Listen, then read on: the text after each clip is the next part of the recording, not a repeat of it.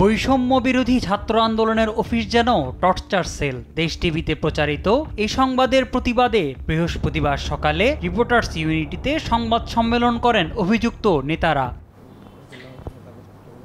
শুরুতেই ব্যবসায়ীকে ধরে এনে টর্চার করার কথা অপকটেই আবারও স্বীকার করেন তারা। বলেন, পাওনা টাকা তুলতে ও আওয়ামী লীগের সঙ্গে যোগাযোগ থাকায় পেটানো হয় তাকে। তবে বৈষম্য বিরোধী ছাত্র আন্দোলনের মিরপুর অফিস কোনো টর্চার সেল না বলে দাবি করেন তারা। তার হোয়াটসঅ্যাপে আওয়ামী লীগের অনেকের সাথে নিয়মিত বিভিন্ন স্পর্শকাতর তথ্য আদান প্রদান, আওয়ামী লীগের বিভিন্ন সভা সমাবেশ মিছিলের আলাপচারিতা, বিএনপি এনসিপি ও বৈষম্য বিরোধীকে নিয়ে গুজব রটানো, আমাদের সম্মানিত উপদেষ্টা আসিফ মাহমুদ এবং এনসিপির আহ্বায়ক নাহিদ ইসলাম সার্জিস হাসনাতদেরকে নিয়ে ভুয়া ফটোকার্ড আদান প্রদানের প্রমাণ পাওয়া গেলে ওই সময় উত্তেজিত হয়ে আমাদের বৈষম্য ছাত্র আন্দোলন শাহালি থানার আহ্বায়ক রফিক মিঠু তাকে উত্তেজনার বশে আঘাত করে বসে।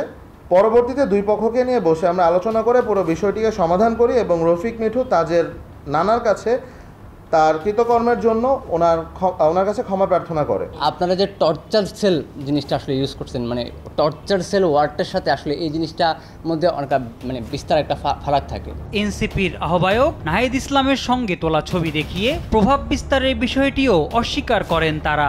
আর দেশ টিভিতে প্রচারিত রিপোর্টে প্রাথমিক শিক্ষা অধিদপ্তরের ডিজির দপ্তরে তদবির ও বদলিতে প্রভাব বিস্তারের ফুটেজে তাদের স্পষ্ট দেখানো হলেও তাদের দাবি কখনোই শিক্ষা অধিদপ্তরের ডিজির কাছে যায়নি। প্রাথমিক শিক্ষা অধিদপ্তরের মাননীয় মহাপরিচালকের সাথে আমাদের যে সাক্ষাৎ, তদবির সংক্রান্ত ব্যাপার এবং ভয়ভীতি প্রদর্শন, নাহিদের ছোট ভাই পরিচয় দিয়ে ফায়দা নেওয়া, এই মর্মে যে দাবিটি করা হয়েছে তা সম্পূর্ণ মিথ্যা এবং বিভ্রান্তিকর। আমরা ডিজি মহোদয়ের সাথে কখনোই দেখা করিনি, ওনাকে চিনিও না এবং কোনো প্রকার ব্যক্তিগত বা গোষ্ঠীগত তদবিরেও জড়িত ছিলাম না।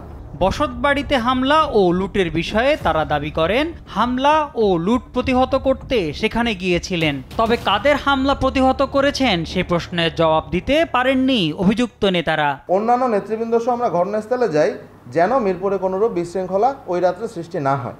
আমাদের পৌঁছানোর পূর্বেই উক্ত স্থানে হামলার ঘটনা ঘটে। আমরা ঘটনাস্থলে উপস্থিত হয়ে পরিস্থিতি শান্ত রাখার সর্বোচ্চ চেষ্টা করি। আমাদের ভূমিকাটি ছিল মব কন্ট্রোল এবং আইন সহায়ক, কোনোভাবেই কোনো ধরনের উস্কানিমূলক বা সহিংসতামূলক নয়। মিরপুরে শুধু একটাই বিচ্ছিন্ন ঘটনা ছিল। আমরা এই জায়গাতে আমরা যতটুকু পারছি আমরা মানে বিশৃঙ্খলা যেন না হয় আমরা সেটা চেষ্টা করছি। ওইখানে আসলে ওই দিন সারা দেশে যে উত্তেজিত জনতা মানে হামলা করছে, এখানে আসলে কাউকে আইডেন্টিফাই করা পসিবল না। ব্যবসায়ীকে টর্চার করার পর তার কাছে ক্ষমা চাওয়া হয়েছে বলেও দাবি করেন তারা। আমিরুল সাহেবের পা ধরে মাফ চাচ্ছে যে আমি ভুল করেছি, আমি যেটা করেছি রাগের বশে করেছি, এটার জন্য আমাকে ক্ষমা করে দেন। মোহাম্মদ সাকিব, দেশ টিভি, ঢাকা। এই প্রতিবেদনটা করা হয়েছে। ধন্যবাদ।